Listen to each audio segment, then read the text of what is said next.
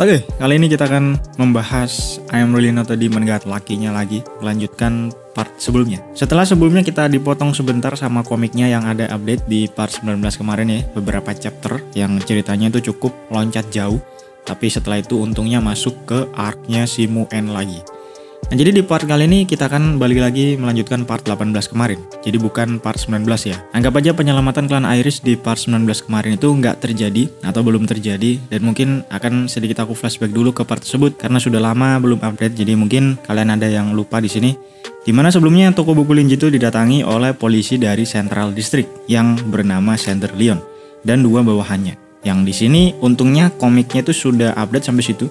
Jadi sudah ada gambarnya dari 3 polisi ini, dimana sebelumnya kan cuma ilustrasi doang ya yang kuambil dari karakter lain. Yang dimana ketiga polisi ini sempat hampir menanyakan terkait identitas si Muen, yang saat itu kebetulan aja masih belum jadi dan masih diproses oleh DS Chamber of Commerce, dibantu oleh kenalan Linji yaitu Cherry Chapman atau The Chapman Witch. Sehingga para polisi tersebut, 3 polisi ini singkat cerita disikat sama si Mawar dan hampir aja mati semua. Nah tapi untungnya saat itu datang juga si Cloud yang kemudian mematahkan aksi si Mawar untuk menyingkirkan ketiga polisi tadi. Ya namun meskipun begitu, meskipun tidak mati tapi gairah mereka bertiga ini sudah diambil sama si Mawar. Sehingga menjadi seperti zombie yang hidup tapi tidak punya gairah sama sekali. Bedanya cuma si Leon aja yang saat itu rupanya sedang memakai sebuah kalung peninggalan secara turun-temurun dari keluarganya katanya. Yang cukup sanggup lah untuk melindungi dia dari si Mawar sehingga efeknya ini tidak separah 2 bawahannya yang lain. Nah, singkat cerita setelah itu Cloud kemudian memberikan sekitar 20-an lembar kertas yang berisi hasil penelitian tentang bahasa kuno yang memang Linji minta untuk diteliti kepada si Joseph sebelumnya. Nah itu sudah selesai dan dikasihkan oleh Cloud kepada Linji saat itu.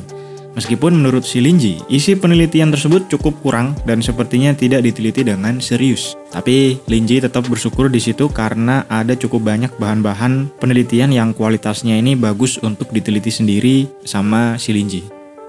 Nah singkatnya setelah kepergian Cloud ini, dirasa Linji sudah tidak akan ada pelanggan lagi saat itu yang datang ke tokonya. Sehingga dia kemudian menutup tokonya dan kembali melihat kertas-kertas dari si Cloud tadi. Ini mana Linji ini cukup excited lah ya karena kembali melakukan hal penelitian lagi.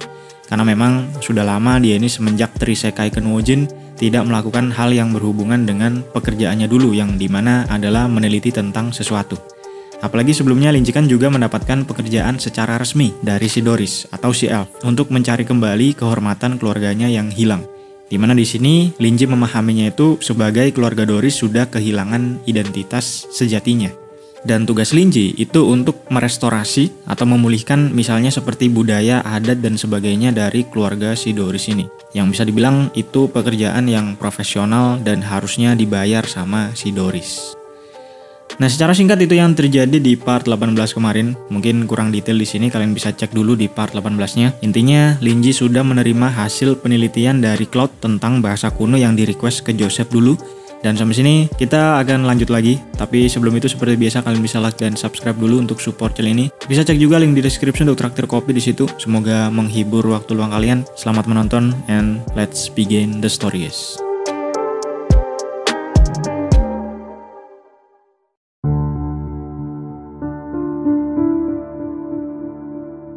Nah, jadi kita balik lagi ketika Linji melihat kertas dari Cloud tadi. Di situ ada si Muen juga yang bertanya tentang apa isi dari kertas-kertas tersebut. Yang mana memang Muen ini orangnya mudah penasaran tentang sesuatu ya. Dan semenjak dia belajar banyak ilmu baru dari si Linji, dia ini makin ingin mempelajari hal-hal yang lain.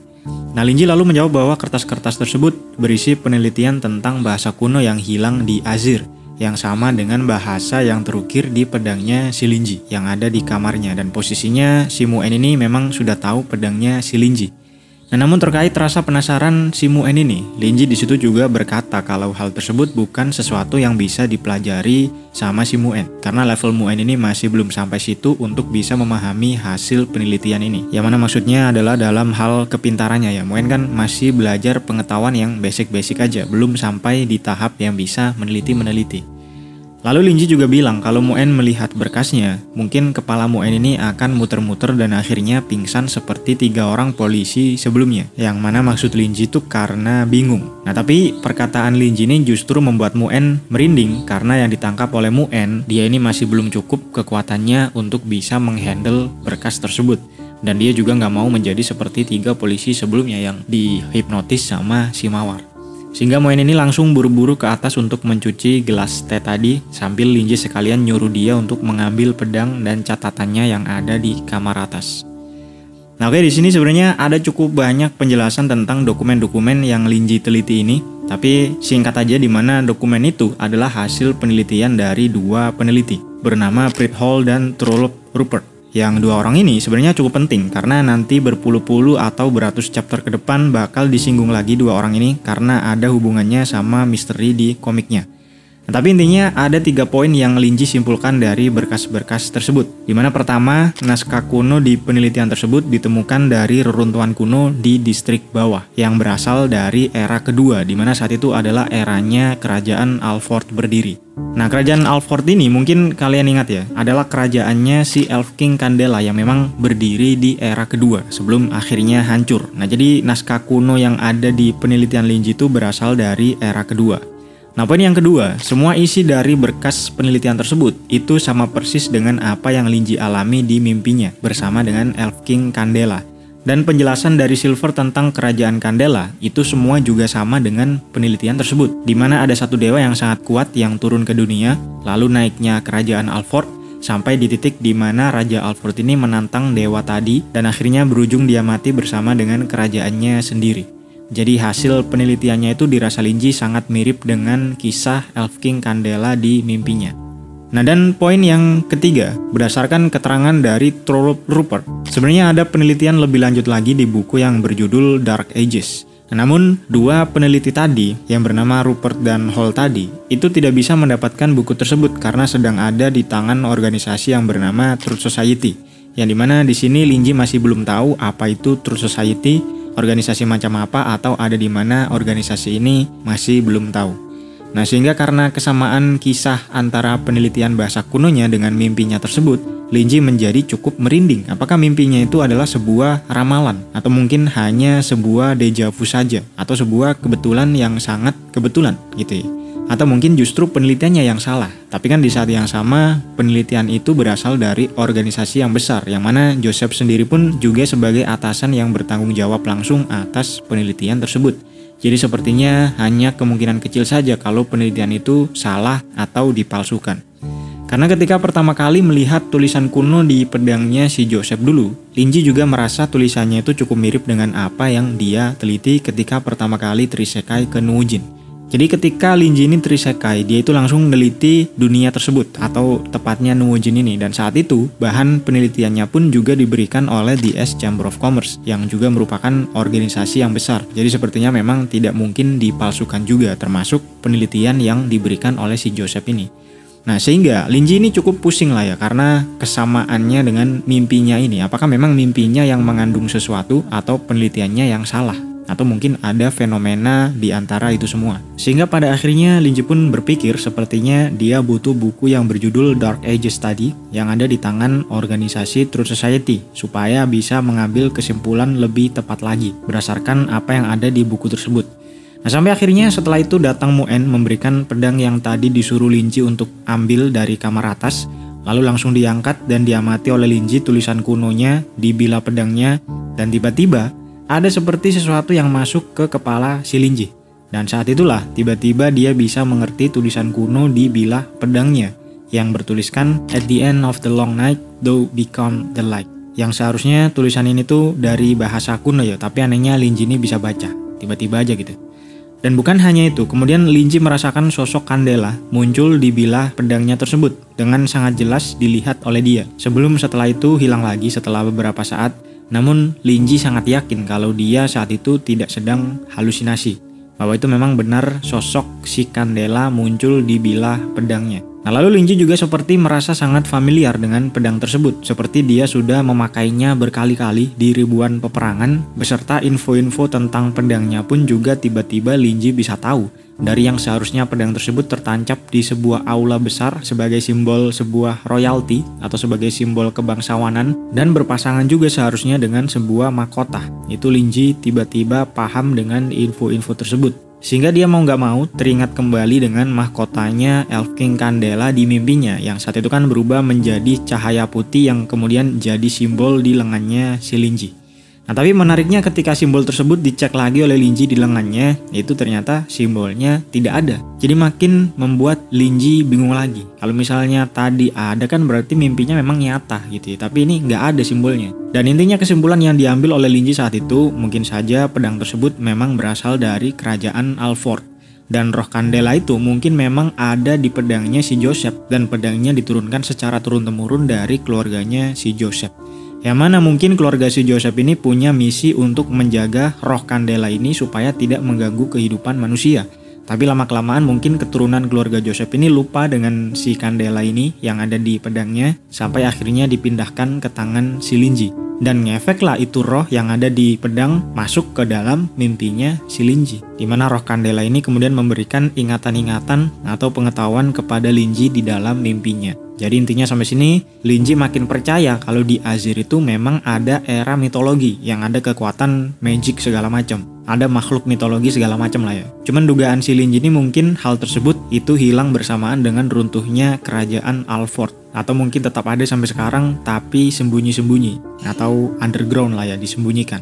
Itu dugaan si Lin Ji. Nah, namun untuk sekarang kan posisinya Lin Ji ini masih belum tahu seberapa banyak di mimpinya yang memang nyata, yang memang benar berdasarkan era kedua. Dan lagi-lagi sepertinya dia butuh buku yang berjudul Dark Ages tadi yang dipunyai oleh Truth Society untuk bisa mencari info lebih lanjut lagi. Nah tapi di saat yang sama dia juga tidak tahu organisasi Truth Society ini apa atau ada di mana. Jadi sampai sini mungkin misinya si Lin Ji ini untuk terlebih dulu mencari tahu tentang Truth Society. Nah jadi itu ya cukup ribet penjelasan tentang arc penelitian bahasa kuno ini, yang intinya dari itu semua Lin Ji sudah mulai lebih tahu lah ya tentang mitologi dan makhluk-makhluk mitos di Azir. Nah guys, ini kemudian berpindah kembali ke Colin yang saat itu masih sibuk. Dia ini melakukan doa-doa dan mencipratkan air suci dari resep yang dikasih sama pendeta Vincent sebelumnya dari Church of the Dome ya. Ketika kemudian agak balik sedikit, agak flashback sedikit, ketika Colin ini melihat ada beberapa polisi yang keluar dari tokonya si Lin Ji atau si Cloud dengan 3 polisi sebelumnya ya. Yang dimana saat itu 3 polisinya ini terlihat seperti sangat depresi gitu, tidak punya semangat sama sekali. Kecuali 1 polisi berambut pirang atau si Cloud yang kebalikannya justru terlihat sangat hormat ketika keluar dari toko bukunya si Lin Ji. Jadi Colin di situ menyimpulkan sepertinya keempat polisi tersebut sudah dicuci otak oleh iblis pemilik toko buku di sebelahnya atau si Lin Ji. Sehingga setelah itu Colin pun berdoa lagi meminta perlindungan dari bulan suci atau The Holy Moon yang memang kan disembah oleh Church of the Dome dan pengikut-pengikutnya. Kemudian buru-buru kembali menghubungi pendeta Vincent untuk meminta pertolongan lagi karena memang saking parnonya ya. Nah lalu kita berpindah ke posisinya si Vincent yang dimana saat itu lagi buru-buru ke tempatnya si Colin. Dan si Vincent ini nantinya akan menjadi salah satu tokoh yang cukup penting ya, dan tentunya menjadi salah satu bawahannya si Lin Ji. Jadi kita sedikit perkenalan dulu kali ya dengan karakter si Vincent ini. Dimana Vincent ini merupakan salah satu priest atau pendeta di Church of the Dome yang merupakan salah satu organisasi atau agama kali ya yang paling populer di Azir selain Church of the Plague. Nah lalu si Vincent sendiri ini meskipun dia tidak terlalu kuat di mata makhluk extraordinary, tapi dia ini adalah pendeta yang paling populer di kalangan orang-orang biasa dan paling banyak dimintai tolong sama orang-orang yang mengalami gangguan jin atau syaiton lah ya di mata orang-orang biasa. Tapi kan sebenarnya gangguan tersebut ya karena makhluk mutan-mutan juga. Seperti si Colin misalnya kan ditakut-takuti sama si Inky. Karena dia nggak tahu adanya makhluk extraordinary, jadi dia nganggapnya itu syaiton atau iblis gitu. Jadi dia minta tolong kepada pendeta Vincent untuk mengusir iblis. Nah sedangkan menurut pemahaman pendeta Vincent sendiri mungkin dia ini ada di tengah-tengah lah ya. Vincent ini memang tahu kalau ada makhluk-makhluk selain manusia. Ada dream beast, ada mutant dan sebagainya. tapi tidak sedetail yang sampai tahu jenis-jenisnya apa atau tahu siapa aja tokoh-tokoh yang penting. Itu mungkin dia nggak sampai situ. Tapi tetap aja Vincent ini bisa dimasukkan ke dalam kategori makhluk extraordinary juga. Yang dijelaskan di sini tingkat kekuatannya itu adalah abnormal alias yang paling bawah. Jadi kalau ngusir makhluk kroco-kroco doang mah bisa lah ya. Dan memang dia sendiri juga diizinkan untuk menunjukkan kekuatannya ke masyarakat umum. Karena kekuatannya yang cuma abnormal itu tadi, jadi di mata orang-orang biasa ya palingan dianggap sakti doang lah ya, karena seorang pendeta bisa ngusir setan gitu doang. Tapi kalau misalnya dia bertemu dengan makhluk yang tingkatnya di atas dia, atau mungkin pandemonium ke atas ya, tetap si Vincent ini kudu meminta bantuan ke atasan Church of the Dome supaya nggak ada banyak korban dan supaya kejadian itu bisa ditutup-tutupi dari masyarakat umum. Nah pada sore hari, Vincent ini sampai ke jalan Nuojin nomor 23 yang masih sangat rusak saat itu dan sepi tentunya dan agak menyeramkan menurut si Vincent. Dan Vincent ini sedikit tahu tentang peristiwa yang terjadi di jalan 23 tersebut. Tapi dia juga tahu bahwa itu ada hubungannya sama makhluk yang lebih tinggi.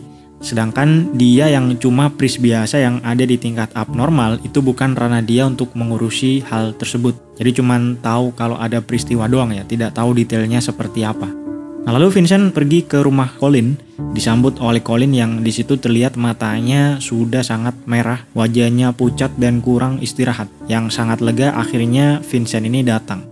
Lalu mereka masuk ke dalam rumah Colin dan disitu Colin cerita dengan cukup detail dari awal ketika dia menyuruh Linji benerin listrik dia saat hujan sampai kepada insiden 3 polisi sebelumnya yang menurut Colin mereka ini di brainwash. Yang menurut si Vincent kejadian tersebut memang cukup parah. Apalagi kata si Colin resep air suci yang diberikan oleh Vincent sebelumnya itu tidak berefek apa-apa. Jadi di situ pendeta Vincent ini mengatakan butuh waktu sampai besok malam untuk bersiap-siap dan dia harus mengisolasi diri di salah satu ruangan yang ada di rumahnya si Colin. Nah dalam situ Vincent ini terlihat merokok sebentar lalu kemudian seperti membaca doa-doa semalaman atau lebih kepada meditasi kali semalaman sampai keesokan harinya.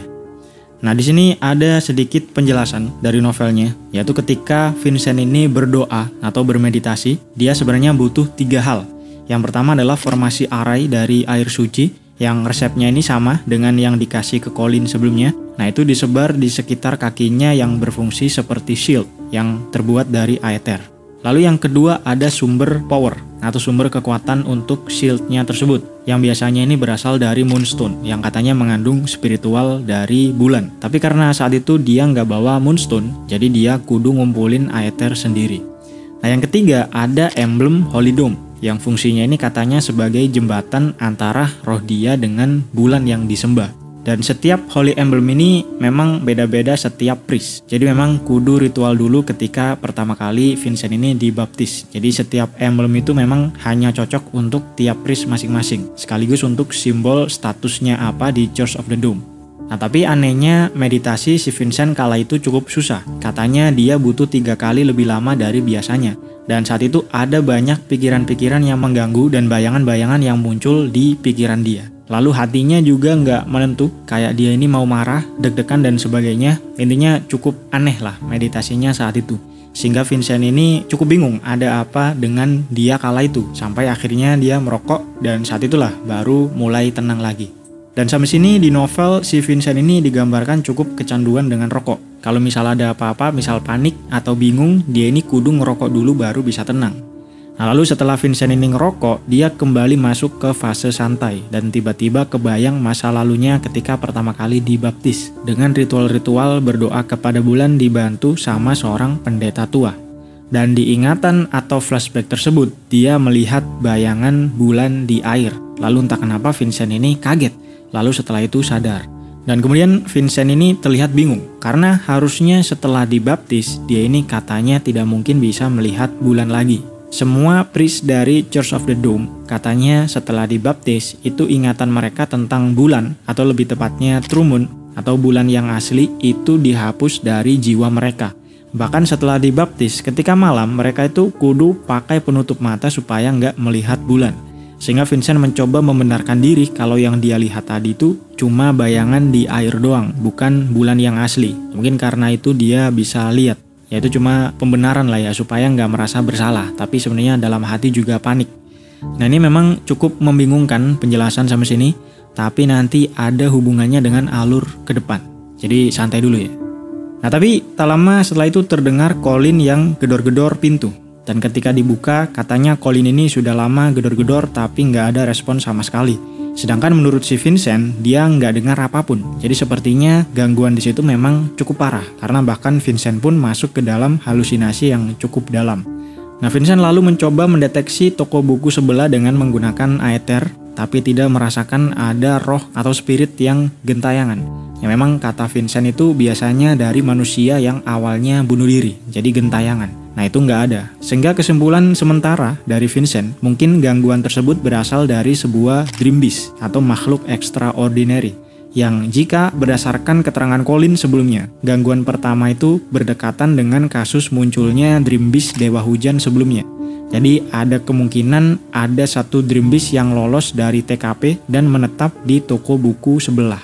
Itu kesimpulan sementara dari Vincent. Sampai singkat cerita malam harinya Vincent ini pergi ke toko buku, membawa emblem Holy Moon-nya dan memakai penutup mata hitam supaya tidak melihat bulan seperti yang dijelaskan sebelumnya. Tapi karena dia diberkati dengan skill yang namanya Eyes of the Moon, Vincent ini tetap bisa melihat bahkan bisa merasakan kondisi seseorang. Lalu singkat cerita masuklah dia ke toko bukunya si Linji. Nah mungkin itu aja dulu untuk video kali ini. Sebenarnya ini skrip udah lama ku buat ya, tapi karena ceritanya memang agak ribet, apalagi di novelnya ya, jadi kurang pede aja buat dijadiin video. Bahkan udah 4-5 kali mungkin ku revisi. Mudah-mudahan kali ini bisa mengerti kalian ya. Jangan lupa like dan subscribe. Kalau kalian suka dengan video kali ini, bisa cek juga link di deskripsi untuk traktir kopi di situ. Semoga kali ini menghibur waktu luang kalian. Sampai jumpa di video selanjutnya guys. Yuk.